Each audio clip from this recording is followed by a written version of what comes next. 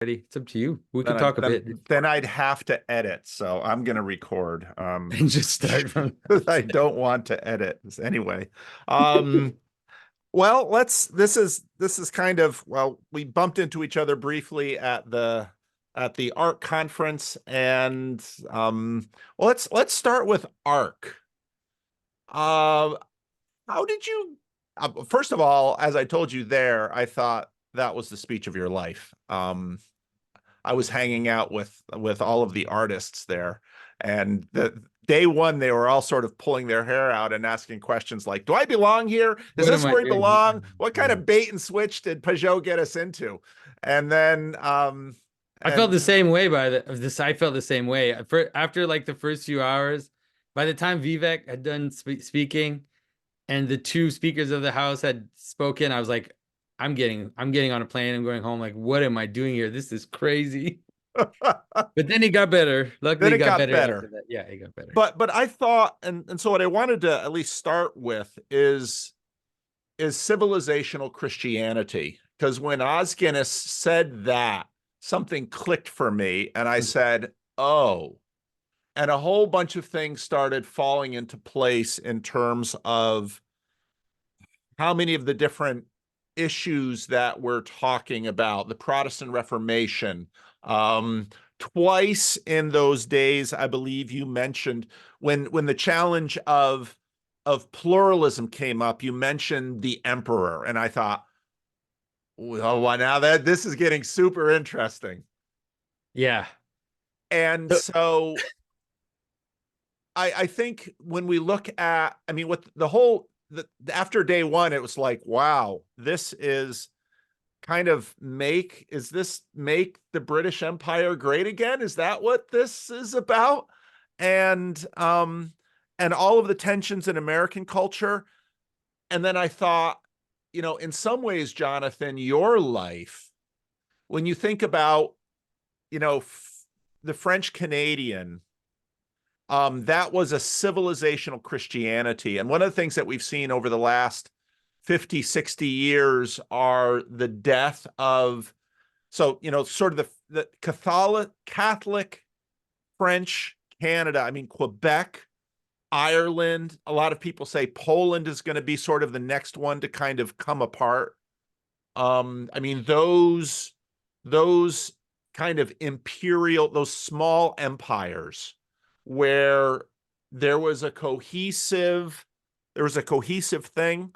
And part of what we're dealing with is in the fact that America became a civilizational Christianity without an emperor, without a pope.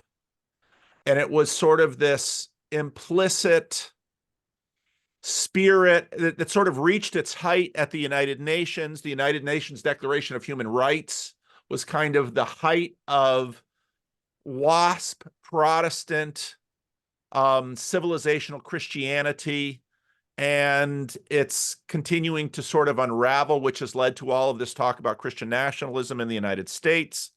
Um, and a lot of the things that you deal with in your Daily Wire series in terms of the end of the world, I mean, that's all connected with sort of the ending of modernity.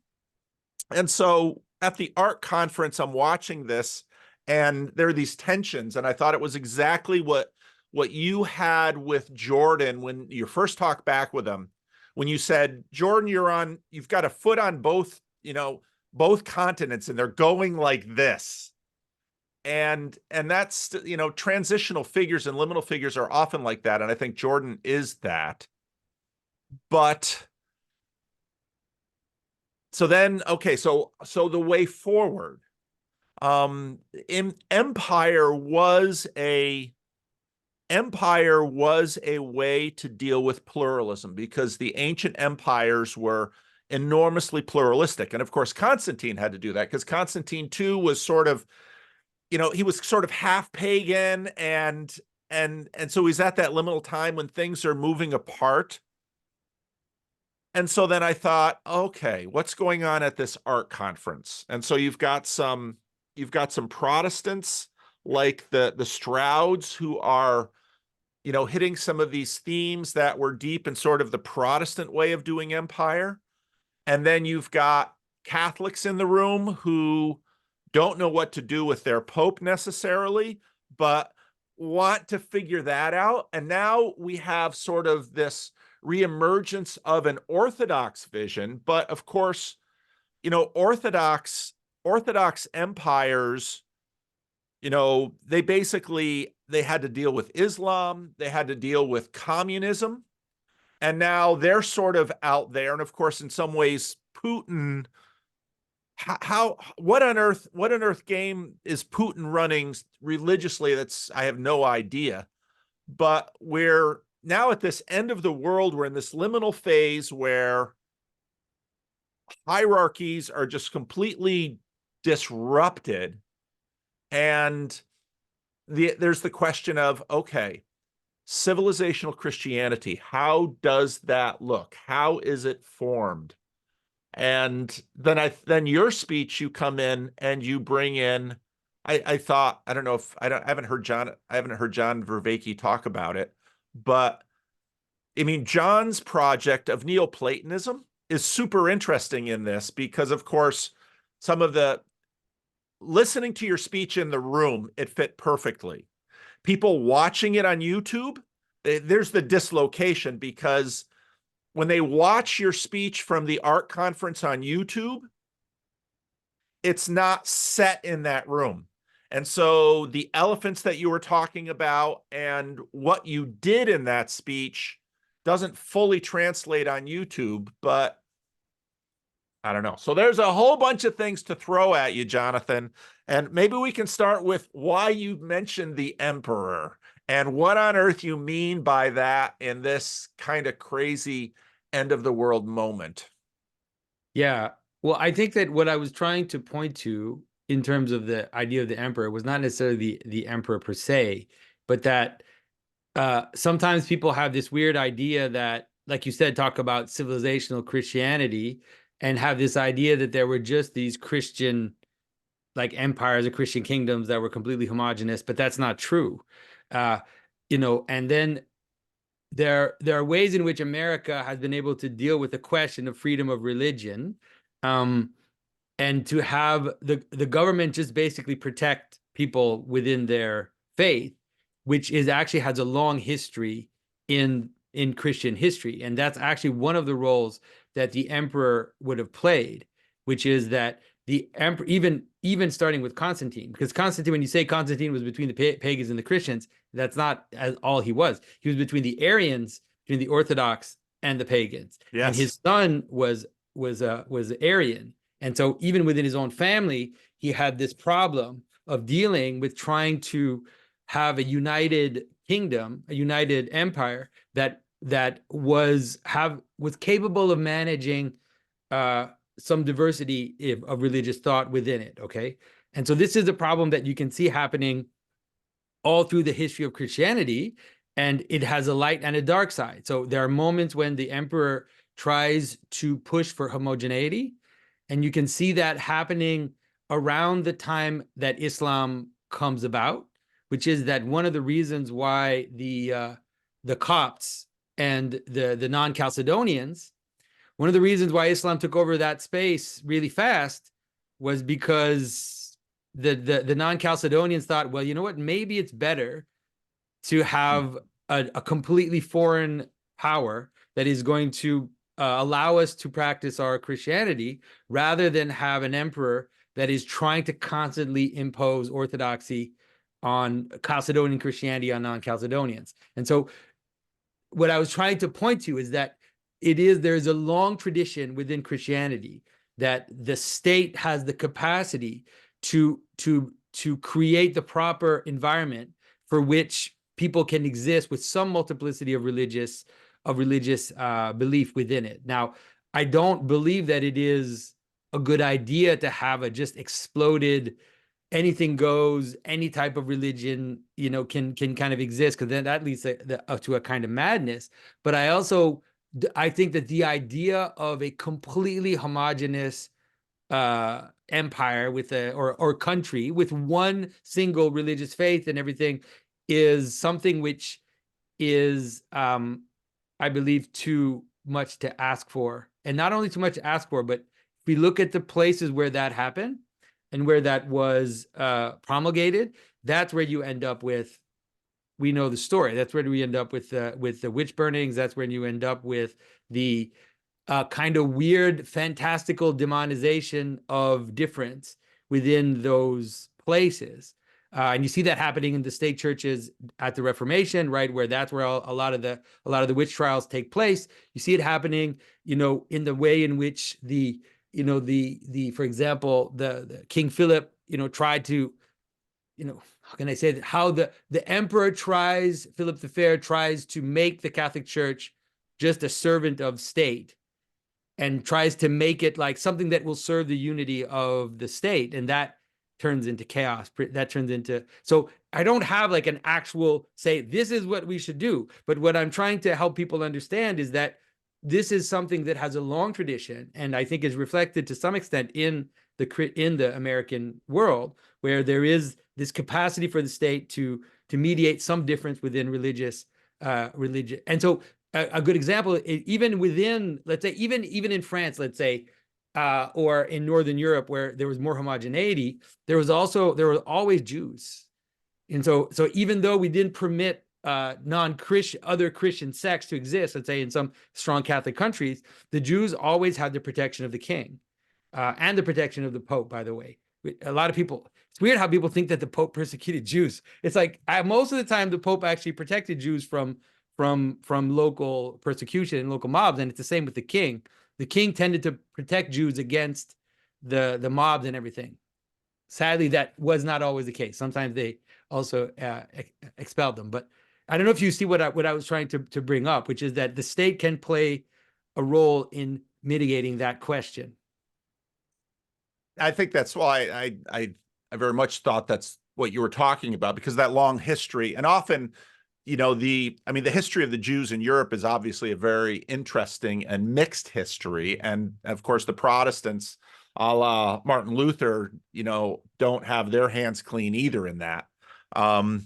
But there is in there an inherent tension, because, and I think that's part of the way to understand this long history.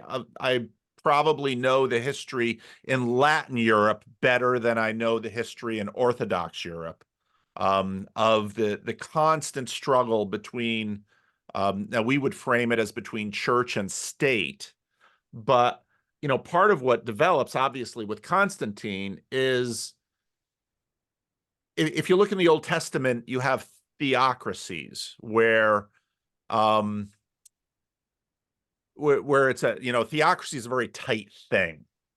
What develops then with empire is a looser thing. And so Constantine, on one hand, is seeing, he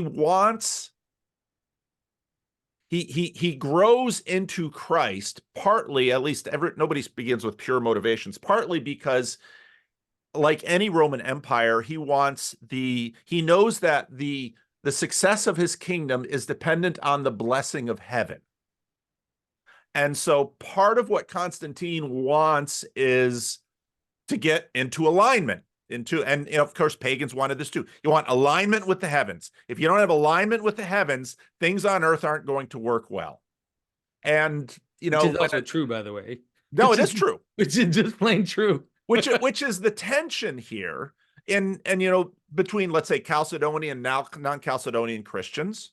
Part of the tension between, it's interesting that as let's say I watch the development of the little corner grow, how often Trinitarian conversations come up, because and you and I both sort of want to avoid them, because for the most part, just directly debating the Trinity seldom goes anywhere. But these issues of the alignment of heaven and earth are continuing, and church and emperor are always negotiating those alignments, and let's say how much fringe is tolerable, and all of the stuff that you've really brought into my head in terms of center and fringe, especially in this moment where, okay, we had this weird inversion, we have these weird inversions going on now, and And so, and I think you're exactly right that usually the snapback of that tends to be, authoritarianism. It's like we as human beings can never get the mix right. And we're usually off on one side too much or off on the other side too much. And now we're in a position civilizationally where we with secularism, we sort of put this veil over Christianity. That's sort of what happened in the American experiment. We're like, we're all these different Protestants. We have some Quakers and some Jews, but the Catholics we kind of held at bay because we, until past 70 years, we said, well, we don't want Catholics among us, but okay, the Catholics are okay now, and the Jews are okay now. And so we had this veil over Christianity. We said, oh, this isn't Christian. This is just normal, which is sort of the complete that's basically what happens when you become a convert, is that now you see the world through those eyes. And now that whole regime of secularity is coming apart worldwide. In Islam, when the caliphate fell after the First World War, the portions of Islam that arose to save it were these Islamist factions that were fundamentalist. Now in Orthodoxy, it seems, and again, I know very little about it, but it seems we're in, again, sort of a returning moment where, okay, so let's have an Islamic ruler. And so we can achieve a degree of pluralism and we'll stop fighting amongst ourselves. But then, of course, that Islam continued to sort of become more and more and more. People begin to say, oh, if I'm Muslim, I don't have to pay this tax. And, on and on that history went. And now we have this resurgence of, okay, so the Hagia Sophia is now a mosque again, not a museum. That is such a telling moment civilizationally. And so we're entering into this phase now where, with Hinduism in India, with Islam all around the world, who on earth knows what is happening in China? If the church doesn't sort of win that fight. But now in the West, we're sort of in this moment of, what are we going to do? It's probably not going to be Catholic again. The Orthodox, I mean, Richard on one of your live streams, I haven't clipped it, basically says, what, a few hundred years once the Orthodox take over America? I thought, oh, that's interesting. And I know, I mean, I have other Orthodox people that tell me that too. But we're in this moment where, okay, the sheet is off secularity, and we're like, the Christians want to reemerge. And at the same time, I'm really curious about your thoughts about Catholic Quebec, because your family, I mean, this is your history, your family history. And Quebec is in some ways a tiny little microcosm of this entire transition. Yeah. Well, Quebec is, so, one of the reasons why I talk about the things that I talk about is that I don't have a political hope, to be honest. Like, I don't think that the hope is in politics, and I don't think that fantasies of a Christian emperor are anything but fantasies. Like, this is not something that, and even if the miracle of a Christian leader could happen, who knows? It's like, you have no control over that. You have no, so why are you fantasizing about it anyways? Like, why are you even talking about geopolitics as if you had any capacity to change any of the elements that are there? So, I mean, I'm not saying there isn't there's use in understanding what's happening. And I think that that's important. There's use in also knowing the history and knowing why we're here and knowing the place we are in the story, I think, is very useful. But that's why I never point to a political solution, because I don't think there is one. I think that the solution is a solution of gathering the seed, right? The solution is a solution of building an ark, and bringing the just together. Like, that's the solution that I see happening. It's like, I think that whatever is going to happen is going to happen. We're not going to turn the tide back.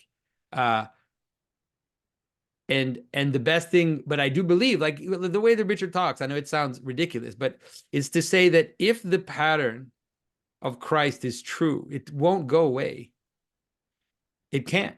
And so it can come into trouble. It can come into, it's like the disciples when they saw Christ getting nailed to that cross. It's like things look pretty dire. Things look like this is over, folks. Like this, we're done. But the pattern, I think, because I do believe the pattern to be true, I think that it will return, and that the best place to plant the seed so that it comes back up is in your heart, right? Like, it sounds tacky, but what I mean is that the transformation of yourself and the transformation of the immediate people around you, and that is the thing that you can do all the time that will produce fruit in the future.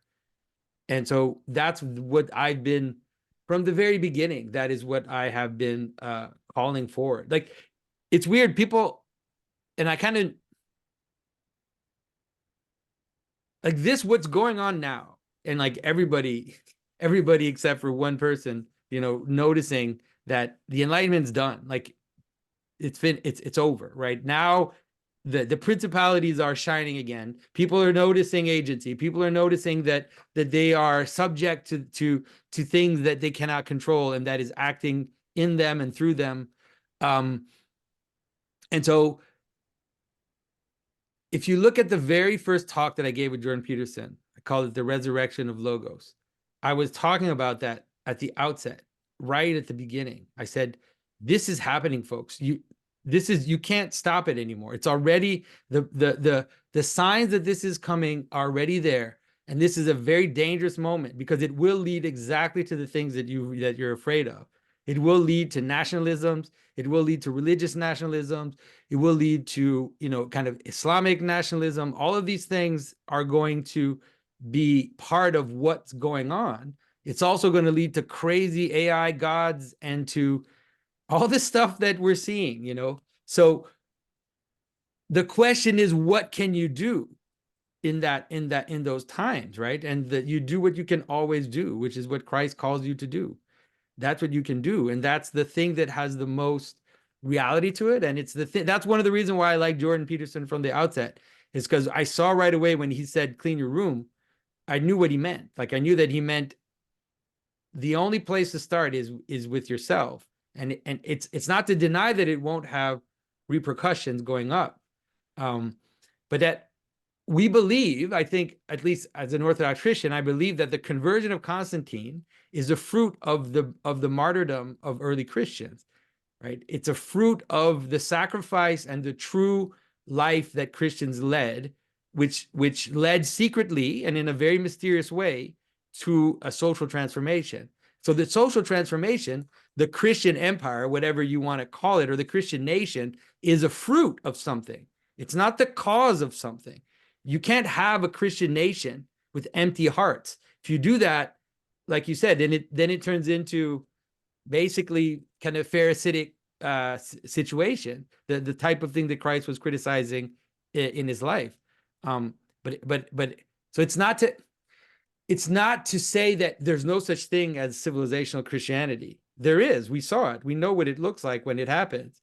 But the idea that you're going to artificially construct that in order to get the result that you want, which is not to be closer to Christ, which is not to be the kingdom of God, but it is to impose some like social order that allies with your ethnic group or your ideological group or whatever, then that's not going to work. If you try to weaponize Christianity to some other goal, it will always be perverted. No, and you and I are in complete agreement on that. And so I'm working through the Gospel of Mark now. The Christian cycle has returned again, and so now I'm back in the Gospels, and I'm working through the Gospel of Mark. And I think that's abundantly clear in the Gospel of Jesus, because everyone expects Jesus fundamentally. This is what I continue to have debates with my Jewish friends. Jesus fundamentally alters the image of messiahship. That the messiahs that people were looking for were the Maccabees, were David, were Simon, Bar Kokhba, were all of these attempts to do exactly like you say. We are going to we are going to make the world right again through political power. And Jesus completely undermines that in everything that he does. Now, the difficulties, of course, arise when Christianity, in some ways, always struggles with winning in this world in a very strange way. Yeah. But let me just say something about Jesus and that question, because I remember when I was a kid, people said that, and also in the context in which I grew up, they would say that Jesus surprised people, right? Because he didn't become the Messiah that they expected, which is he didn't conquer Rome. He didn't take off conquer the people that were oppressing the Jews at the time. And the answer is yes, he did. What are you talking about? It took 300 years, but he did. He did exactly that. He conquered Rome. I mean, I agree completely. That's a crazy thing. And he did it without violence, ultimately. He did it through inner transformation to a point where the fruits were so obvious that even the elites were kind of, okay, what do we do now? Like, well, how do we deal with this? Because this is coming, it's like a ground up transformation from the poor and the slaves up into the higher echelons. And it's not revolutionary. It's not subversive in any way. The Christians followed Roman law. They were good citizens. They did all these things. They weren't trying to take over political power. So it's a transformation from the ground up, but that is not a revolution. Right. And I agree with you 100%. And you can see the pattern in Daniel, because you have this irony with Daniel that he is, at one hand, at one time, he has probably become a eunuch. He is a slave to these pagan emperors who are seen in the book of Daniel to be bloodthirsty, mindless tyrants on one hand. But of course, Nebuchadnezzar has this interesting thing. He is at once the best citizen of the empire, but he is also never fully owned by the emperor. And the book of Daniel portrays that perfectly. And he transforms the emperor through his testimony. Right. He transforms the emperor through being an example that the emperor admires. Right. And he transformed it from the inside. And by the way, that is also that's the story of Esther at the same time. Yep. It's like the Esther is able to change the king's allegiance, change the king's perception, change his direction. She converts him for all intents and purposes, although it's not a religious conversion per se, but she transforms his intelligence. Let's use the Pauline word, through a kind of humble approach to the king and a different type of transformation. Yes. No, I 100% agree. It's also interesting in Daniel that what we see with Daniel is this constant pattern of rising and falling, because Daniel repeatedly is made sort of second in command of the kingdom. And then when the story turns around again, we find him just one of the other magi again. And you even see that with Esther, because in a sense, the pagan potentate has a limited, is basically limited in that they're always over here. They're always, oh, I've got a new favorite besides Esther right now. And, there's another new hottie. And so you find this rising and falling. And I think in some ways you see this civilizationally with Christianity as well, that there's a cycle that these things sort of rise and fall and rise and fall. And I think actually that secularity was part of that pattern, because I think part of what secularity did was secularity sort of smuggled, I think, again, this is part of Tom Holland's thesis, secularity smuggled Jesus in to even someone like Sam Harris, who doesn't realize the Jesus within his systems. Yeah. And so you have Jesus within all of these systems, but now we're at this moment where it's almost like it gets to the top, and then my thinking is that actually, and I think we see Jesus saying this in many different ways in his ministry, that this particular dispensation of the world, until the consummation and the renewal of heaven and earth, this particular dispensation in the world can only basically contain so much of what Jesus has to bring. And then it's in the second coming, in the you know, in the book of Revelation, where Jesus brings a new heaven and a new earth, that next new heaven and earth will be able to much more fully contain Christ. But part of what we keep bumping into with these cycles are the limits that that the Christian emperor gets to a point where even the Christians within the empire say, and so we see this cycling through history.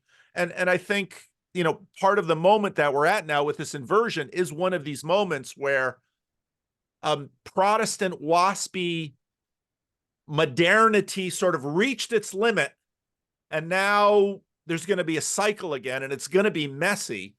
But my thinking is that we will see again another rebirth cycle. But I mean, these cycles are far longer than any of our lives. So, well, there are these, you know, there are these eschatological patterns that you see in the tradition, you know, that, you know, so we talked about, Richard Rowland and I, we talked about something called the Apocalypse of Pseudo-Methodius, which was one of the main, very important apocalyptic texts in the Byzantine Empire. And it reflects a lot of different apocalyptic texts of the time. And they always perceive a last moment, right? And so it's like this idea that the Christian empire, the Christian world was almost gone. And then out of Ethiopia, like rises up this last Christian empire, or the last Christian moment. And then there's the final battle or something, you know, some kind of version like that. And so, but it's ambiguous. The whole thing is ambiguous. Christ, it's like Christ knew this, and it's one of the reasons why Christ sets up the world the way he sets it up in the gospel. You know, Christ understood, it seems, that's the way that I understand it. Christ understood that in setting up his body in the world as a ecclesia, as a communion, that had inherent dangers in it, and that would actually lead to Antichrist, that it was part of the Antichrist is part of the equation. It's like it's part of the story, as if Christ knows that setting up the body creates a danger and a problem that plays itself out kind of over and over. And it is in some ways the Antichrist issue of Christianity. And, you know, it's like that to me explains why Christ talks to St. Peter the way he talks to St. Peter. Why he both sets him up as the stone on the rock on which he's building his church, and then turns around and says, you opponent, like, get behind me, opponent, get behind me, Satan, get behind me, you who opposes me. It's like he knew. And the same with Judas. It's the same story with Judas. It's like the Christ story encompasses its own betrayal. Christ chose his betrayer. Christ chose that which would turn against him, but that he knew somehow that the fact that that Christians would destroy the world ultimately, right? I've said this several times. It's like, we're the atheists, folks, right? It's us. It's the Christians who became the atheists. It's the Christian and the Jews. It's the Christian and the Jews who became the atheists, who became the secularists, who created the modern state, the modern warfare, the modern, like, this whole thing, which is spiraling out of control, is a fruit of the Christian world. And you could say that it's a fruit as Antichrist. That's possible, and it's probably true, but it's also part of the story. It's like it's how it happens. It's like Jesus chose those that would crucify him. Jesus chose those that would betray him. Chose those that would deny him. They're the ones that Christ chose them, because he seemed to have understood that this is how it's going to play out, and he wants to reassure us that no, this has to happen, folks, right? Evil has to happen, scandal has to happen. Doesn't excuse the people by whom it happens, but it's part of how things are going to play out. So I think it's dangerous. It's dangerous, for example, in the moment when Christ is being brought to the garden and is being betrayed and is being brought to the cross, that we take our sword out and we're like, we want to cut off that Roman's ear. It's like, yeah, it seems that Jesus knew all of this was going to happen, and so doesn't mean we run away. That's not what Christ wanted either. But it's like we should stay awake, and stay in prayer and stay awake. It's like if you read the story of the Garden of Gethsemane, it's all there. Oh, that's fascinating. Because he tells them to bring swords. I know that's the weirdest part of the whole story, man. That seems to be what Jesus and Peter, the whole relationship between Jesus and Peter, very, very fascinating. And also like how the mysterious aspect of Peter, I've been thinking about Peter so much recently. The mysterious aspect of Peter, like there seems to be like really an image of the restoration in Peter, like an image of a very mysterious restoration, because he says to Peter, it's like Peter is the only person he calls Satan in the gospel. Yes, yes. Right. It's Peter. He's the one he calls Satan. Right. It's like not Pilate, not Herod, exactly. not Tiberius. Peter, exactly. Not Judas. That's right. Not even that. No. So just think about that for a moment, okay? And then think about the final moment when Peter is on the boat. It's very disturbing what happens. First of all, he puts on his clothes, which is such a weird thing. Why do you put on your clothes to dive into the water? Right. And so I think this is referring, I think this is really referring to death. Like Peter's dying in that moment. He's going under. He's doing the whole story of Peter is happening in that moment. Right. Which is Peter wanted to walk on water and he sank.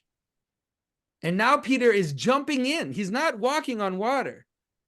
He's going under. He's like, going under on, he consciously, he's diving in. He's going under. He's willing to die. That's what it's showing, I think, that he's willing to die. And that when he comes back up to see Christ, that's when Christ restores him and says, you are the shepherd now. And I think that it's that's the most powerful. It's such a powerful story. And I think it does point to, we kind of want to understand how restoration happens and how any form of Christian culture is going to happen. It's like in that moment with St. Peter. And Peter is also the one who wants to build booths on the Mount of Transfiguration. Yeah, he wants to fix, but the thing is that he will, like that's the thing about this story. It's so amazing. The story of Jesus is just beyond belief, and it's like he wants to build the church there on the mountain, and Christ is like, no, but then he says like, you're going to build the church. So that's the kind of the duality of Christianity. So, and the duality of Christianity is so interesting. It's there everywhere. Think about again when I said, so Jesus saves Rome, right? And so that's amazing. Yep. He conquers and saves Rome at the same time. But what's the beast in Revelation? The beast is Rome, folks. Any Catholic and Orthodox who wants to deny that, it's like, just read the text. It's pretty clear that that's Rome. And so the Roman aspect, right, of Christianity is always there as both a vehicle for expansion, you could say, but as the danger is that's what the danger is. It's always Rome that's the danger. It doesn't mean that Rome is bad in itself. It doesn't mean that Rome can be conquered and saved, but the danger of Rome is always present in the church. Well, and that's why, I've been, as a preacher, I'm always in the Gospels. I mean, part of what the beauty of at least doing even my own weird way of a liturgical calendar, you keep coming back in the cycle, and you're forced to keep going back over these stories that you've read so many times. And it seems to me again, like there's this, Jesus keeps saying one way or another that this world can only contain so much. And I think Lewis points to that with his argument from Desire, that something within us desires more than what this world and this life is capable of. And we are in fact made for more. And that leaks out in all these different ways. But that, I mean, you just said it very well. There's these weird things and I think you're exactly right. I've often looked at Peter and Judas and sort of putting the two together because we don't know exactly what was behind Judas. But again, it seemed to me a likely candidate is that Judas was really wanting Jesus to fulfill the, let's say the Maccabean messianic trajectory. And when Jesus gets to Jerusalem, on one hand, there's the triumphal entry, which sort of stimulates everyone to imagine, oh, it's happening. He's going to march and he's going to clean out the Antonia fortress. It's going to start now. And then Jesus, Jesus just will not play that script. And I suspect that's probably part of what made Judas say, screw this. I'm going to cash in and get out. Yeah, but Jesus Pete, sends him to do it. yes, yes. Jesus I tells mean, him to do it. Jesus like, go. This is it. This is the time. Do it. I mean, it's astounding. And it's comparing Peter and Judas is very helpful and very useful, because in some ways you see the difference between, because you could say that Judas, after what happened, he had a semi-repentance, right? yes, He didn't yes. have a full repentance, but he had a movement towards repentance when he went and and tried to give the money back, and it's like, they don't want it or whatever. But the idea is that he didn't. He ended up killing himself. Like, he didn't trust the message. He didn't trust that this would, he didn't even leave itself into the possibility that he could come up to Christ and be forgiven. And he took it upon himself. And so to me, it is an interesting way of comparing the two. Yeah. Where you've got the Symbolic World Conference coming up. I'm probably not going. I You're haven't. not coming? I was hoping you'd come. I get 4 weeks away. That's what my council gives me. My That's council true. gives me That's 4 true. I weeks away. forget that you're a pastor, a full-time pastor. Um, what's talk to me about this Symbolic World project, and the Symbolic World movement. Where do you, because this fits in to a certain degree, because I mean, part of the reason I wanted to ask you about civilizational Christianity is I think both of us have, I think as you well articulated, both of us have mostly focused on the individual, mostly focused on helping individuals, find a church, get into a church, clean your room, because you're exactly right. This is the foundation where all of this stuff builds up from. But we also need communities, and as we've always seen within the church, there's all these different levels. And so the church is sort of up here, but then we need these little enclaves within it and special interest groups and stuff. So talk to me about the Symbolic World, and how you think that's developing, and where would you like to see that thing go, and what part do you play in it? What part do I play in it? I think your question is a good question, because in some ways for me, it's always been a little difficult, that question. And so I have acted deliberately in ways to prevent the Symbolic World from becoming a community. And not because I don't like the people that I've encountered around that, or that I think they're amazing. I do think that, but I think that I did see at the outset the danger that this would become a thing in itself, that it would become some, like, not a cult, but a cult-like, right? Like some like followers of Jonathan, or followers of Mathieu or whatever, and that they would develop their own little, like, world.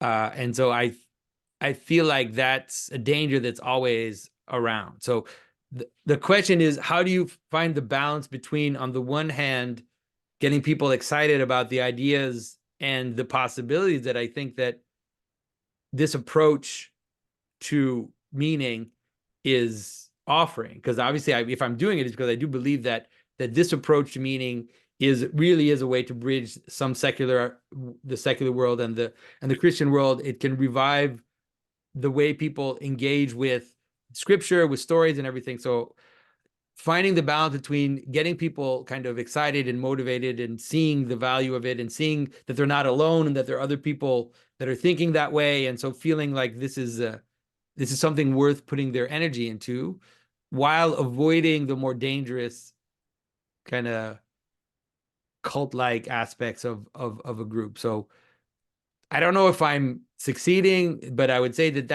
that's always the line that I'm trying to play on. And I see the symbolic world in some ways mostly as a school of thought more than as a community. Um, but there always will be. I mean, even in any school of thought, there'll be some communal aspects to it, some community aspects to it, and I think that's fine. But I'm a little cautious about it becoming too much. So let's say we do the summit. You know, in some ways, the summit to me is a way for the people that are developing this way of thinking and developing this approach to reality to recognize each other and be able to kind of see who's there, who's part of this, who's engaged in this way of thinking, so that it becomes more of a movement in that sense, so that it has a weight and it has a way of people recognize each other and maybe even collaborating and applying it to different aspects of their life. So that's really the hope for the summit. How did the idea of a summit arise? That was Neil deGrade's idea. It Oh, was really? yeah, it was Neil deGrade's idea. Well, people have been asking for it for a while, like just kind of vaguely asking for it, but then there was COVID and there's all this stuff. And Yeah. then Neil came to me and he said, "Look, I think it's time we should do this." And I kind of hesitated and I was like, I don't know. And then he coaxed me. You know how he coaxed me? He coaxed me by saying that his band would play at the summit. He said if you do it for Robbins will play. And I was like, I'm sold. All right, I'll do it because I really like their music and I would love to see them play. So that's kind of how it started. And and then he's been really helpful. He's been super helpful and really involved. And he helped me find the company that's managing it. He kind of helped me develop the schedule, choose the speakers. He's been super involved and super helpful.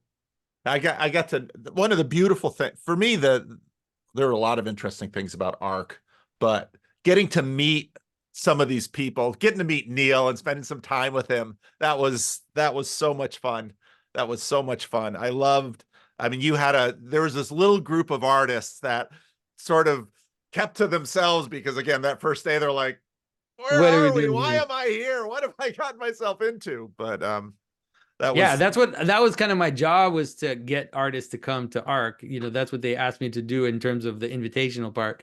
And so, you know, I got all these people to come.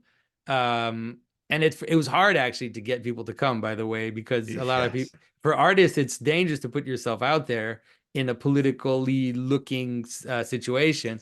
So the people that came, I really hats off to them, and I really appreciate that they came. Hopefully next time, after they've seen what it is and kind of what's going on, there'll be more people that be willing to come and create that network. So Well, and again, I, I felt super out of place, at least initially. I love the networking aspect of it. Because I too have, to the frustration of some people, I really try to keep politics at arm's length. hmm. Um, because it's just hard to accomplish a lot of what I want to accomplish if the political gets too in there.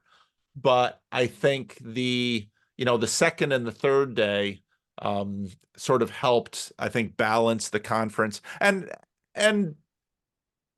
I think it was, I mean, to get that group of people in a room for 3 days and get mostly attention Hmm. is I think a real accomplishment.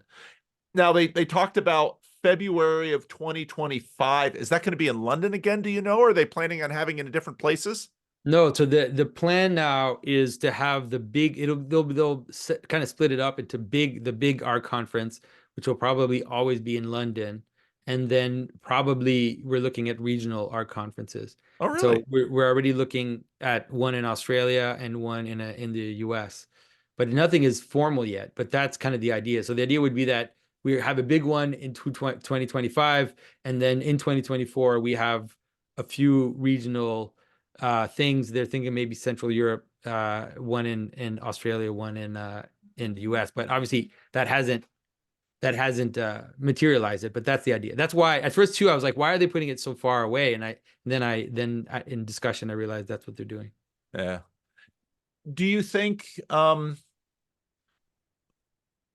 have you gotten a chance to get to know some of the other leaders of this thing? Obviously, you know, Jordan. I mean, Yeah, I mean, I got to know Philippa obviously and her team, and Jordan, and then some of the other people, Gudrun, some of the people that are on the board. There's some people on the board that are more involved, some are less involved, obviously. Some people on the board I never actually met because they were kind of just nominally on the board. So uh I think I mentioned this before. I think one of the things that really convinced me of ARC was to realize that most 95% of the people involved are Christians and are kind of committed Christians, and that it's not first. And although we have a range of political opinion from kind of libertarian to classical liberal to more conservative. One of the things that unites a lot of the people together is that desire to not to be explicitly Christian in the conference, but that I know that I kind of trust their intentions at the outset. And that's in Philippa especially. She's amazing. Yeah. Philippa is just an amazing person.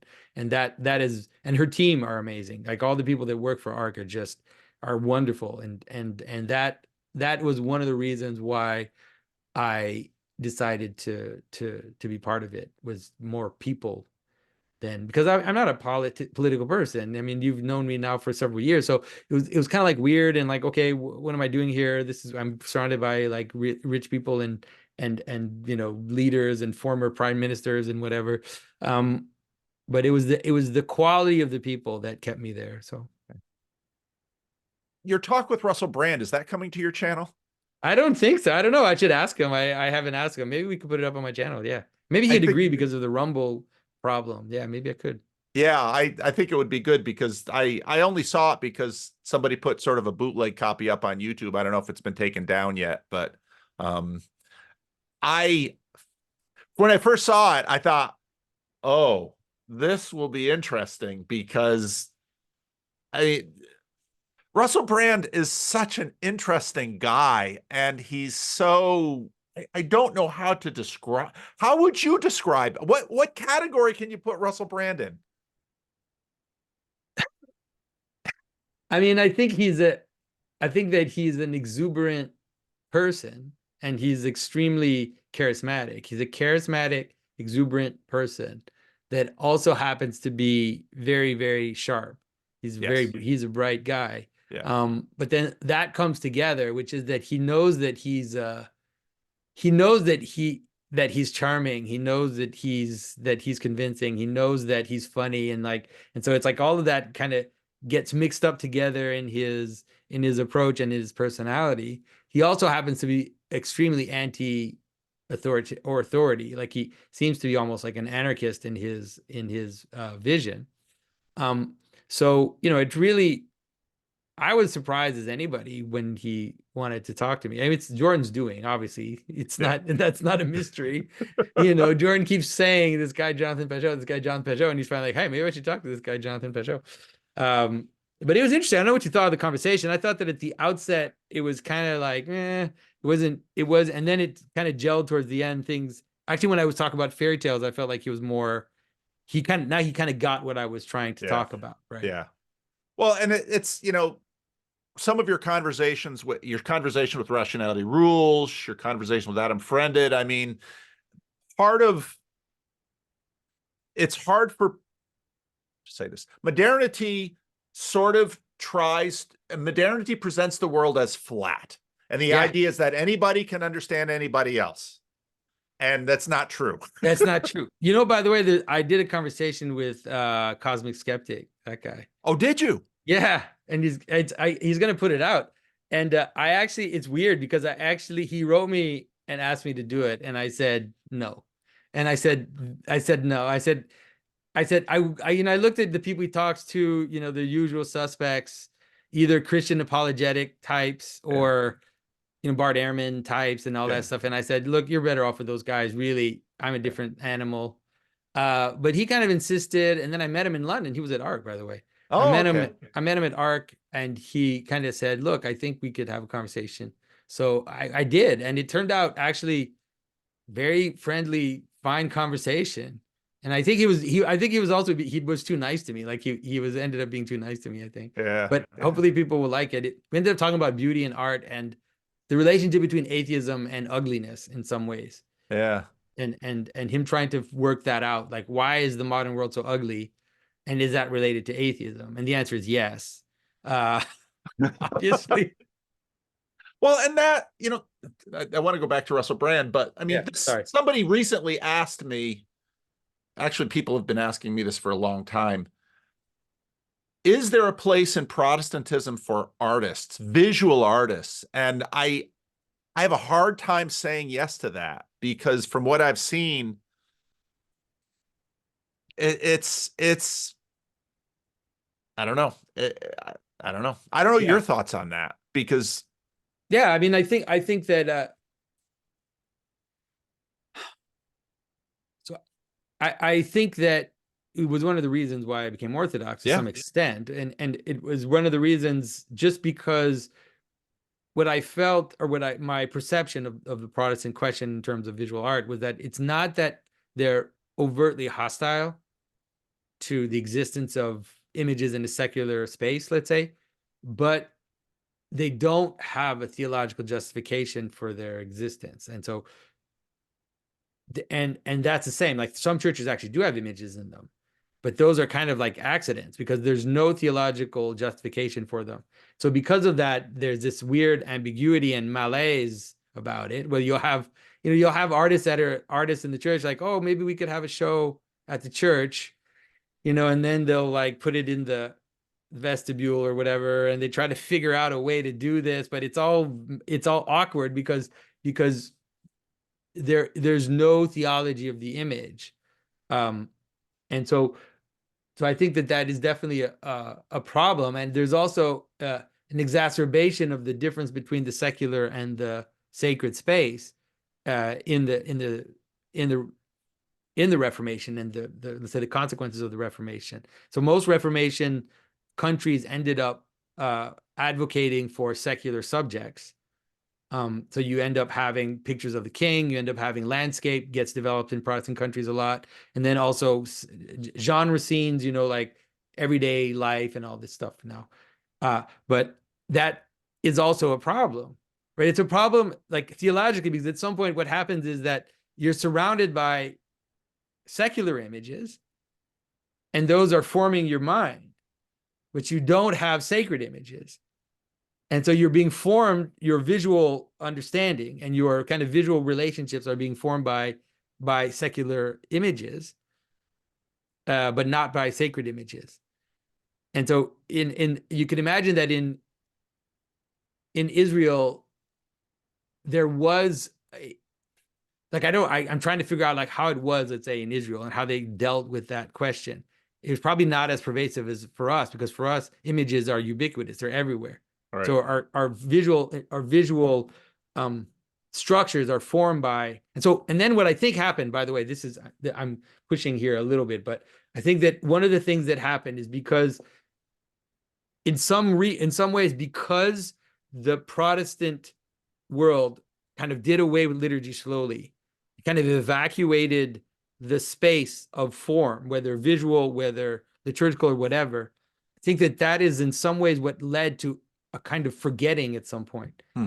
And so then the secular imagery in the secular world just kind of started to leak right back into the church. And then you end up with like entertainment churches, you end up with concert halls and entertainment forums, and people don't even realize that that's what's going on. They don't realize that there's a coherence to the stadium sitting, that stadium sitting has a reason, and that it is passive entertainment mode, and that the light shows, the smoke screen, like all the stuff that will, that characterizes the popular modern mega churches is not also not theologically justified. It's like an ambiguity, a weird, awkward ambiguity that exists in that space. So I've been, boy, the Protestant, when I think about Protestantism, well, back to the Hebrews. I mean, one of the things that it's funny because as biblicistic as Protestants can be, and as iconoclastic, one of the things that sort of gets papered over is that there was a lot of imagery in the tabernacle and the temple. Yeah.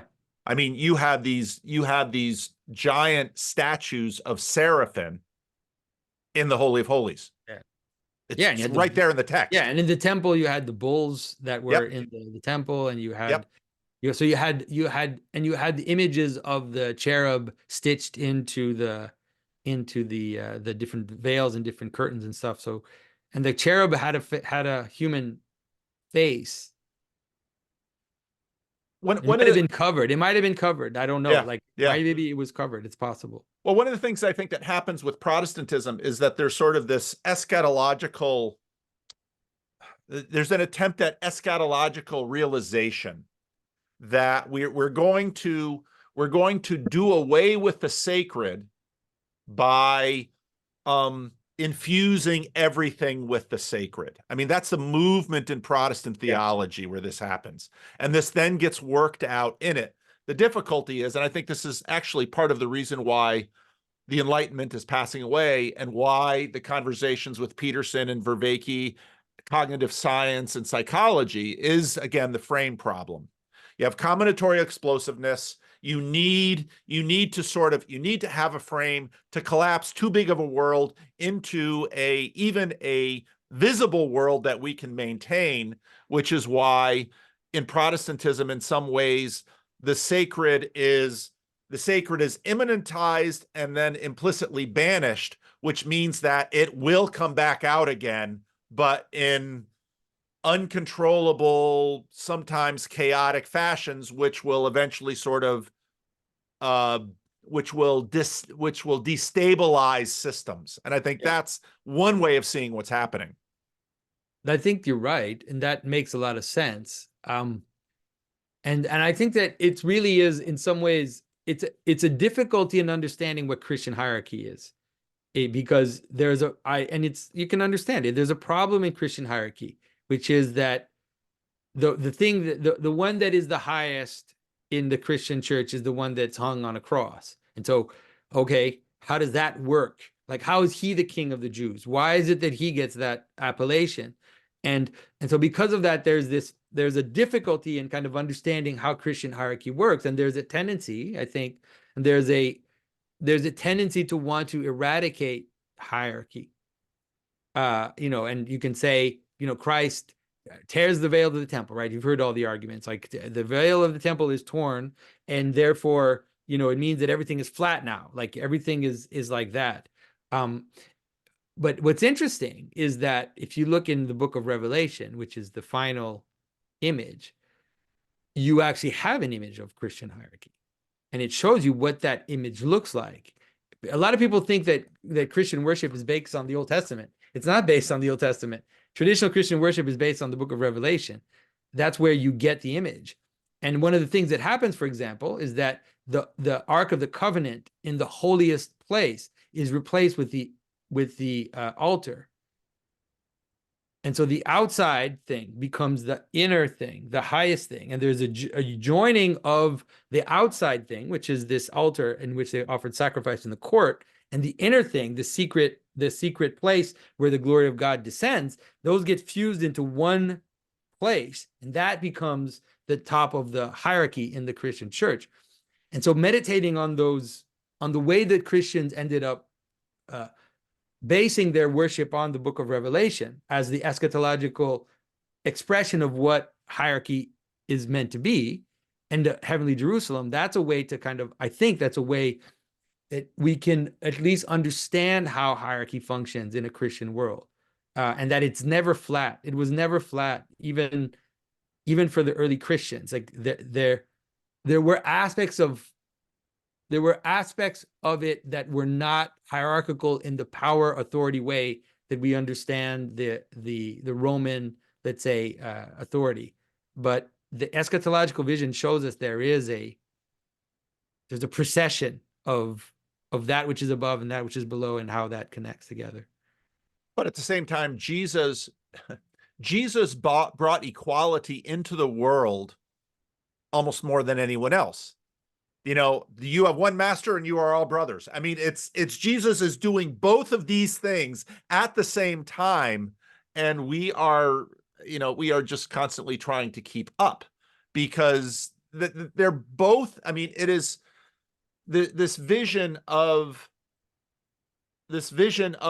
you know, even the book of Revelation, you have, you know, the Revelation 6 image of all these nations, and, you know, they're all one body. And it just keeps going this way the whole time. Yeah, they're And two. You're right that they're the both, that both of them are happening at the same time. And yeah, the mystery is also when Christ reveals that, you know, that the least of you, right? The one that serves the others, he will be the highest, right? right. Like And that's how this is the secret of hierarchy, you know, and it's not an upside down hierarchy like a revolution, like I mentioned before. But it is a transformation and a surprise in how hierarchy actually works, which is that the one who sacrifices himself, he actually becomes the core of how things exist. well, and, you know, to swing this back to Russell Brand, and I thought the moment that you two found each other in that conversation was when he asked that question. You know, basically, here's a guy who, he's so smart, he's so charismatic, he's so clever, he's so gifted. He basically, you know, he could sort of run the table in a way that a lot of men want to run the table. Money, he could get money. Attention, he could get attention. Yeah, Women, he could get women, and it destroyed him. yeah, yeah. And he just had this moment not too long ago where a lot of that destruction just sort of kept in. But that, of course, had been his story because he had to achieve sobriety. And then, you know, if you just look at, you know, I haven't watched a lot of him, but if you look at the tattoos on his arms, I mean, he's got Christ, he's got Buddhist symbolism, Yeah. he's got, I mean, he's just It's all over the place. he's all over the place. And so, um, but at the same time, it's easy to dismiss him sort of because to say, oh, he's got no filter. No, he had to develop a filter because he realized that in some ways he's prototypical of where a lot of popular culture is at right now in a flat pluralistic world. Yeah. We can just absorb everything, and we can use what we have in absorbing everything to get what we want. And his own story is that that leads to destruction. Yeah, yeah, I think that's a good insight. And I mean, I don't know like where what his internal state is, but he definitely seems to be on a let's just say a journey that isn't over yet, No, you know. no. Well, which leads me to another big character. I mean, it's been so funny watching Jordan pull you into different things. Um, conversation. What's the guy's name? Muhammad. Oh, the Muhammad hijab conversation. Yes, Oh my yes. God. We haven't talked since then, really? That's crazy. No, we really haven't. But Islam. I mean, so for me, you know, Islam is another thing that I've sort of just kind of kept at bay because I don't have to deal with Islam. Yeah. And the question of Islam is I think, a super complex question because it's not at all clear what Islam is. You know, on one hand, I mean, C.S. Lewis described Islam is Islam. submission, Paul. Islam means submission. Yeah, but submission to what? But submission to God, you know, that's what it means. Yeah, but who is God that, you know, they are submitting to it? And because to me, Islam, well, it's so when part of the difficulty about talking about any religion or using a religious category is that it is just so broad because you can meet just absolutely wonderful Islamic people who you know, have virtue and character, and, you know, and then you look at the religion. You always have this because you Mm. can't, I mean, how would you judge orthodoxy. I mean, it's such a massive category. Yeah. And it's the same problem with, Christianity. It's such a massive category, and these categories are so massive they break down, but they don't completely break down because they still do have power and formation power in people. Yeah. So Yeah, and allegiance power. But that conversation was one of the most frustrating, like to me, moments in my life. And it's also frustrating even against myself in the sense that at some point I was like, why did I get roped into this? Like, what am I doing here? And so you have to set the stage because people watch the conversation. They don't see the context of right, where we were. They right. don't understand that we were invited there. Jordan was invited where there. was fill it out a little bit more. All right, so Jordan was invited there to come talk about the place of Jesus in Islam. That's why Jordan was invited there. And so Jordan said, do you want to go to this thing? Supposed to talk about the place of Jesus in Islam. And I thought, okay, well, that's an interesting thing. Like, I'm willing to do that. And so he says, I'm going to meet with this guy, Muhammad Hijab. And so then I go to my hotel room, and it's like the next morning, I'm going to go to this thing. I don't know who this guy is. And I look him up on YouTube, and all I see are videos of him like with masked men, like in the street, marching and saying that he's going to beat up these Indian people or whatever. And it's like Pakistanis. I don't forget who it was. Like it was like he was a street character, like a street thug. And I was like, what are we doing? Like, why are we going to meet this guy? So that was the first thing. So, but I already committed. So I'm like, okay, I'll go. So we go there. We're in the Islamic Center, London Islamic Center. We are in a mosque, right? During that conversation, we are in a mosque, okay? And we are sitting at the head of the mosque, right? Behind us is the place from which the Quran is and the prayers are said. In front of us are around 50, 60 men from the mosque. So now let me put you in that position and ask you, okay, and so now we're sitting there and we're supposed to talk about the place of Jesus in Islam. But what we're getting is someone attacking Jordan, then attacking Christianity, then attacking the Trinity. And what's going in the back of my head is, okay, so am I supposed to now fight you in a mosque surrounded by all these Muslim men and use the same kind of derogatory, insulting language that you're using? And all I could tell myself and put myself in the position is, I would never do that to you in a church, ever. Like, I would never invite you into a church under false pretense and then have you surrounded by Christians and then start attacking Islam in your face. Yeah. So the whole time I was like, this guy is a thug. Yeah. This guy is not serious. Yeah. And you can see, if you watch my face in the interview, you can see that I'm annoyed beyond belief. And then the whole time, all he was doing was proselytizing. All he cared about was like, will you convert to Islam? And it wasn't even about us. It was like, will you show my buddies that are there watching that you would convert to Islam? If I convinced you, would you convert to Islam? One of his questions was literally, if I could prove to you that Islam was true, would you convert to Islam? Yeah. What kind of nonsense, dishonest question is that? That is one of the most dishonest questions I've ever heard. And so it was very difficult to take this seriously and to engage, because like, what am I going to engage? I'm going to start arguing with you over the Trinity in this context? It just didn't make sense to me. So anyways. Well, I think that gets at, when the New Testament calls, talks about a house of peace or a person of peace.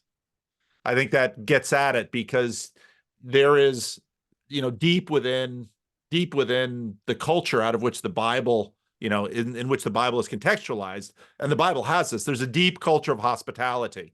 And when you set something up like this, the story of Sodom and Gomorrah, the sort of story of Gibeah, these are all stories of hospitality, and they extended no hospitality, which is. And I'll be honest, like, let's be honest. It's not as if this has never happened. It's not as if Christians have never done this. Christians have done this. There are, probably know the stories of Christians inviting rabbis into debates where basically it was like, we're going to have a debate in the town hall in the town with all these Christians, and basically your life is at stake. And if you disagree with us, and so it's like being in that. I mean, obviously, I wasn't in the physical danger, but as soon as the conversation ended, people came right up to my face and started telling me I shouldn't have said that. They came right up to me and said, you shouldn't have said that. You shouldn't have said that about him. And you don't understand what it's like to be a Muslim in London. And we are the victims, and we are marginalized. And like several times, right up to the car, when I was at the car to like taking an Uber to leave the place, some man walked up to me and he said, that was inappropriate. You shouldn't have said that. It was like, talk about like just aggressive, man. It's something. Wow. So I'm curious from your point of view. This is now the second time I've been to England, and it is different from America in terms of how multiculturalism works, because England is a place that has class in a way that America doesn't have. And, when I look at Islam, again, Islam is a deeply civilizational religion. And in many ways, more than Christianity. Oh, yes. Yeah. As is in some ways Judaism. And again, I think this is part of what I think this is different from Judaism, because Jews want to go to the Holy Land. Right. Islam just wants to conquer. Right? Peace will come when the whole world is Muslim. That is when peace will come. That is the Islamic approach. It's a tricky thing. And so it's like the idea that believing that Muslims won't take over is ridiculous. Of course they'll take over. And it's like, I don't know how people can think that would be any different. Like, of course they will. And it's not even like an insult against them. It's just like, what? Of course they will. Well, but this is exactly what prompts, the Islamist reaction to modernity. So Islamic fundamentalism, in that sense, sees modernity as being foundationally Christian, and so must oppose it, because they, in that sense, sort of understand the conflict of cultures. You cannot live in our land and at least not pay our tax. Now we'll give a certain amount of deference to Christians and Jews because of the formation of the Quran and the time that it grew out of. But this is part of the reason why, India and Pakistan, there's just no, I mean, people look at Buddhism in America and think, American Buddhists are so infiltrated by certain Christian themes. But when you look at the relationship between Buddhists and Muslims in that part of the world, it's like, I mean, we have very little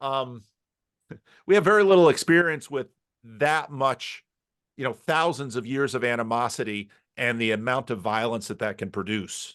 Well, also because we talk about colonialization, it's just people have such a short history. Like, people just don't know history. It's so hilarious. They think that all history happened in the last 100 years or last 200 years. But if we talk about colonization, it's like, compare the let's say British colonization of India to the Mughal, power that were there in India for centuries.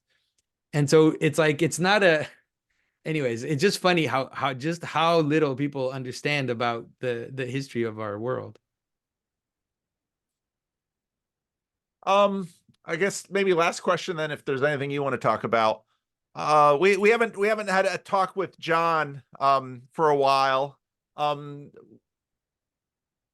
It's where's are we going to do another Chino thing? I mean, I haven't pushed it anywhere to set it up.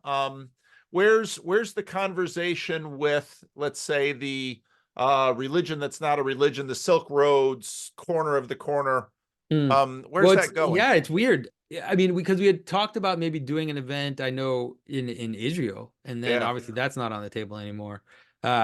but it was also like everybody got super busy. I tried to talk to John a few times in the past, and once he canceled on me, then the other time I canceled on him. But it's just, I think it's in some ways it's accidental. Yeah. I hope to talk to him soon. I still have a deep appreciation of him. Um, you know, I really need to talk to him about AI. That's what I need to talk to him about, and to because he has a very specific take on AI that is it's alarming to me. Like in some ways, he seems to have a deep insight into some of these questions, and some of the aspects of what he thinks on AI are alarming to me. Like this kind of like, okay, how do we, how do we talk about this? And so that's one of the questions that I want to, the discussion I want to have with them. You know, in terms of the religion that's not a religion,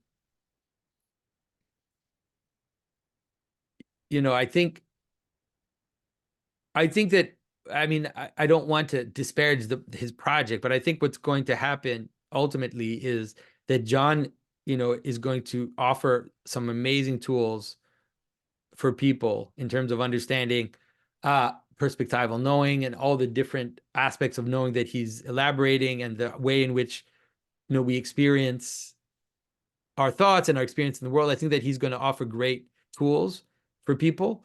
But I think those things will probably end up being taken up into the more traditional religions. I think that's what's going to happen. I think what's going to happen is something like the discussion with Bishop Maximus that he's been having, where in some ways he can elucidate and help even Christians understand their own traditions in ways that is very useful and powerful. And he'll do the same for Buddhists and others, and that there'll be like this kind of integration, you know. And John will probably totally disagree with me on this, but I you don't know know, that he would. yeah. I see that as part of his Silk Road project. Mm. I'm with you on that page in that I just don't think you're really going to compete against these legacy religions, as they're called, because they're just too old, they're just too big, they're just too powerful. They've got all kinds of working code in them that isn't going away. And to actually have something new form is super difficult. Almost anything that we see as new is usually a retread of something that's already been out there, and now it's just taking on a new element because of technology and globalism.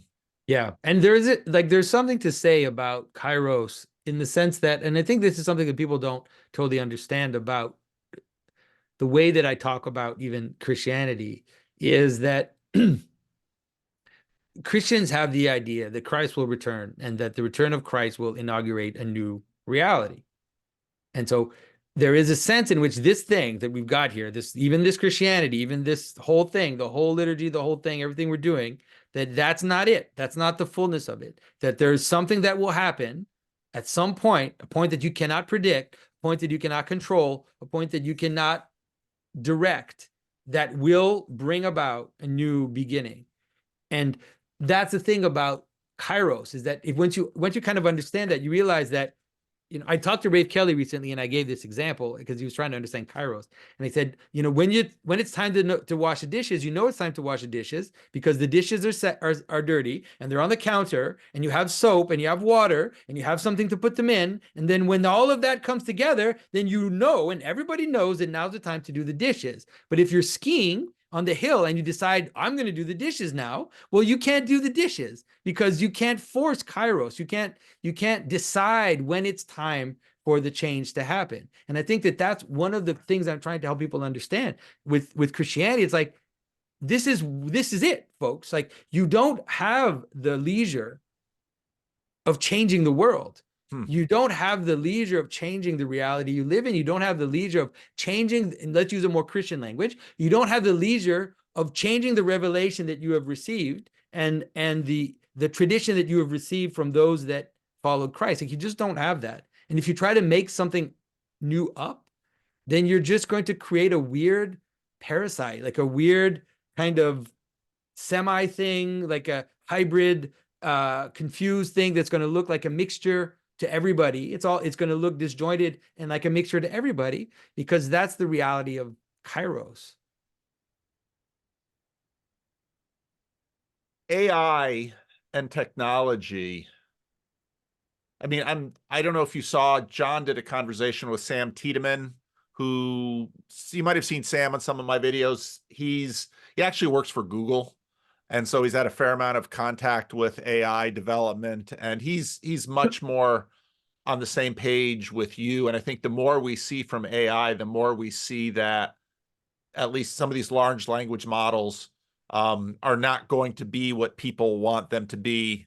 Some of the I use some AI tools to generate thumbnails sometimes, but after you work with these tools, for a certain amount of time, you very much see how shallow they are, and why the large language models, they've sort of kept over here because they have the problem of recursion. Once these things start feeding into each other, it'll just, it'll just become unreal. Yeah, like generations of cannibalism don't lead to healthy populations. I'm just saying. That's a good image. It's a good, cannibalism is not a long-term, not a good long-term strategy. Right. So, and I think, but at the same time, I do see how even the dumb social media in combination with human beings is, it produces a lot of chaos, and a lot of chaos in individuals' lives. It's tremendously powerful and potentially destructive. Do you think we're gonna see? I think your garments of skin image, it's not yours, of course, but what you've given it to me, I'll say that, has been helpful. And you get, well, let me ask you this question. A lot of people aren't going to watch. A lot of people in my corner aren't going to subscribe to Daily Wire because it's Daily Wire, and you've done the end of the world thing on there. And I do subscribe because I keep an eye on, often the last half hour of Jordan's conversations are the best half hour. Where do you think this is going, and talk about the Daily Wire thing, because that is go from the AI to Daily Wire. Well, but that's not disconnected, because in a sense, when you work with someone like Daily Wire, you're not working with an AI. They're not an AI, but they are a body. Oh yeah, for sure. Yeah. And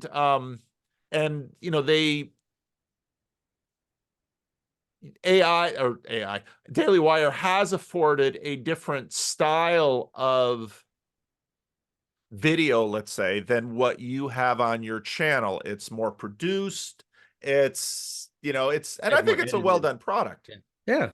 Well, I mean, it's not that complicated. The Daily Wire question is not very complicated. The Daily Wire question is very similar to ARC and to a lot of the things that I end up doing, which is Jordan basically offers me an opportunity and says, "All right, do you want to do this?" And I'm like, "Okay, sure, I'll do that." That's really how Daily Wire happened, which is that in one way, Jordan was signing with Daily Wire, and then he was doing these specials with them, and he wanted me to be on the special. So we did the Western Civilization one, which hasn't come out yet, where he wanted me to be on the special. And so I ended going, and then the Exodus seminar, which he wanted me to be on.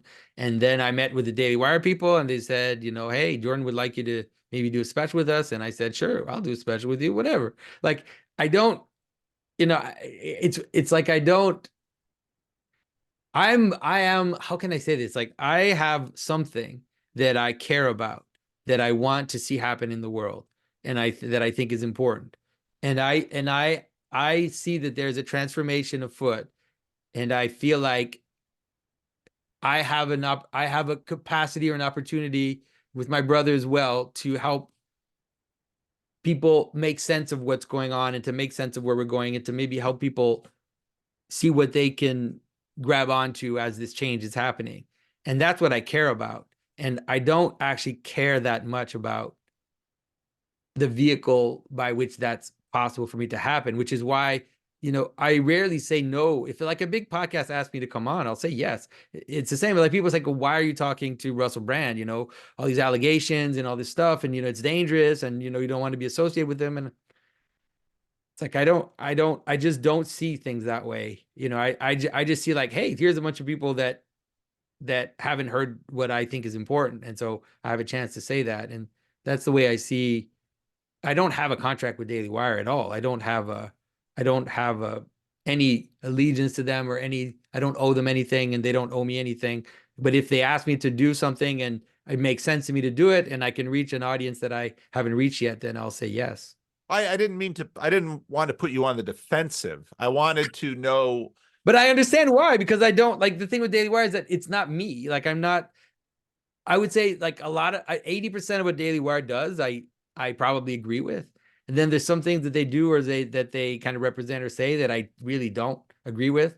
And so it's like but I know even people that follow me closely are like, why are you doing this thing with Daily Wire? Like, what's the angle here? Like, what's the game? There's no game. There's just, like I know what I have to say. Like I know the things that I think that I have to say to the people that are willing to listen. So well, I tell people when people ask about the series because it's behind a paywall, and I tell people that if they listen to your channel regularly, there's probably nothing they're going to learn in that series that they haven't heard you talk about already. Yeah. It's just more, maybe a little more compressed and maybe a more edited and kind of high polish, well done. So it's like if you watch if you watch all the videos that I talk about how a world functions and the structure of a world, and the videos that I talk about what an end is and what the end of something looks like. I mean, that's what I talk about. Yeah.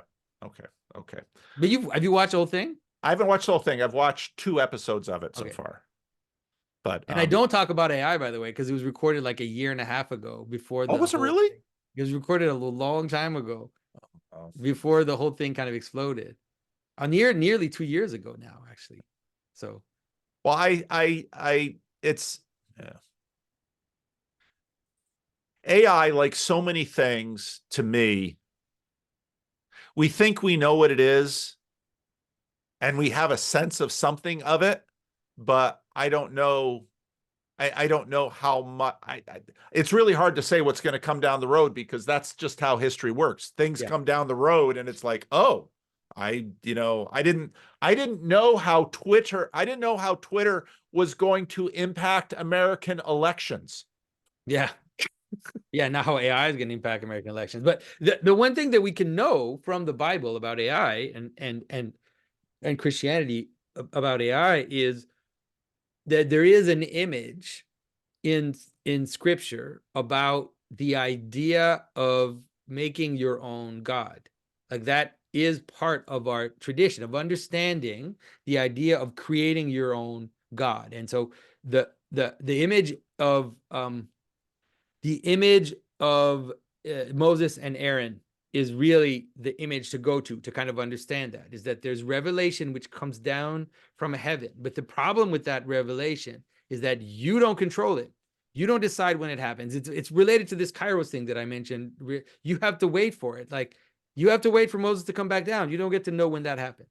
And so because of that, because people like to control and people like to have to let's say orchestrate meaning so that it fits their desires and their purposes, then people make God for themselves, and that God affords them what they want. And that's what happens in the story of Exodus, which is that when they make the golden calf, then they have orgies. It's like it gives them what they want. It gives them their desire, right? And so that is what you can understand what it means to make a God for yourself. So when you come to the end of the Bible and you come to the image of the beast and the image of the beast and how people worship the image of the beast, this is the ultimate vision of what that is. It's like, we will make for you a God, and that God will speak to you and will speak to you in a way that will make you feel safe, that will make you feel whatever, that will give you what it is that you want. And so we have everything we need in the Bible to understand AI and what its danger is and it just like, how can I say this? Like it just like we can also understand that it's not an evil in itself, that it's not something that is evil in itself, but understanding that if it acts a certain way, like if we take it the way that the ancient people made a god for themselves so that they would get what they want, then we're in trouble. So Okay. That sounds reasonable. that sounds reasonable. Well, it still doesn't. So it's I the mean, difference even between, knowing what we're talking about when we're talking about AI, because my sense is that we've had all sorts of AI around us for a very long time, yeah, yeah, and we just haven't seen it. And it's very similar to the question of that we've been talking about of agencies higher than ourselves. That modernity sort of puts a cloak on it and says, no, no, no, human beings are the top of the pinnacle. And it's like, yeah. And so, but it's an acceleration of things, like you said, that are already there, that yeah, already exist. It's not like it's this completely new thing. It's a garment of skin question. It's just increase in power, an increase in power towards our desire. And that's why it can easily become God. yeah, Right. And that's why, because it gives us what we want, that's how it easily becomes. So a car can be an idol too. Like, these, if someone who buys a car, for the prestige that it gives them, and treats it that way, then that, for all intents and purposes, that car is an idol. But it's not like, it's not like this is a special thing. This is also one of the problems that actually in the Bible, is that we have this idea that idolatry is like a really special thing that only happens to really evil people, that have the idol up on a pedestal and give flowers to it and yeah, bow down to it. It's like, seeing that will make you completely misunderstand what idolatry really is. And the reality is that we all engage in idolatry all the time, and we constantly have to ask forgiveness, and we constantly have to be transformation of our intelligence constantly in order to free ourselves from those idolatries, and submit ourselves to the true God. So it's better to understand it that way. And so that, because people are always asking themselves, like, I have people asking themselves, like, if I use ChatGPT, like, is it evil? Like, am I invoking a demon? And it's like, what are you asking? These are not the questions you should ask, right? You should be looking at yourself and how you engage with it, not the thing itself. Like, so I use Chat GPT as it's like, if you want to ask a technical question to something, or if you want to reference, it's like, it works well. it's a search engine in some Yeah. ways, a little fallible in some ways, if the more you know about some things, but no, it can be super useful. So, all right, Jonathan, I know that 5 years ago when we started this thing, I mean, if you'd go a half hour, 45 minutes, you're like, I don't like doing these things for very long. And you've changed. We've gone an hour and a half, and I've pestered you. I don't know if there's anything that you wanted to talk about that I haven't brought up yet, but No, I think that, in some ways, I mean, obviously 2024 is going to be a crazy year, so people need to obviously stay attentive to what's going to happen. But I think in some ways, I think that, I don't know if you would agree with me, but I think in some ways we've been working at this now for a long time. If you look at, I started in 2017, I think around the same time you did yep. too. And so we've been doing this for a long time, and I feel like we're now seeing the fruits of some of the things we've done that we started planting a while ago. And so in some ways, it's great, because in some ways we can kind of rejoice in that, and hopefully start to water the plants that are growing. And so on the one hand, I see a lot of madness coming, but I also see a lot of joy in seeing the fruits of that work, play out. So I think that's kind of where I see, and I see the same with your channel, and the people around it, and the little corner people. I see a kind of maturity that is setting in, and I think that's wonderful. Yeah. No, I agree. And it's been, I mean, for me,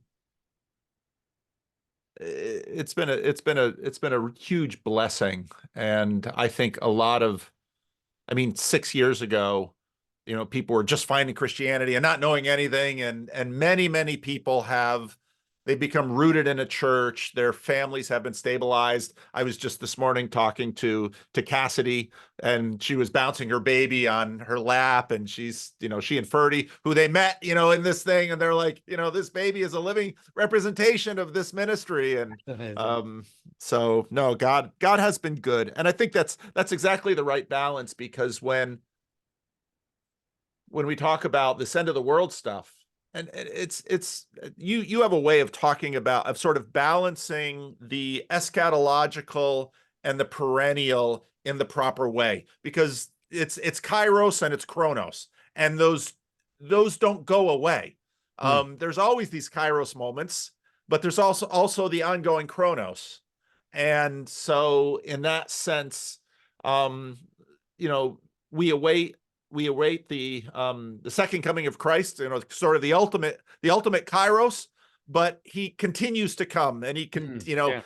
when we say at Easter he is risen, we don't mean just in the past. Yes, he has risen, he is risen, and he is coming, and it's all of those together. And we've seen, God has blessed my work, God has blessed your work, and we pray that he continues to use us, and I think he will. Yeah. Thanks, Paul. Thanks for everything you do. It's good to talk to It's a good place to land the plane. you.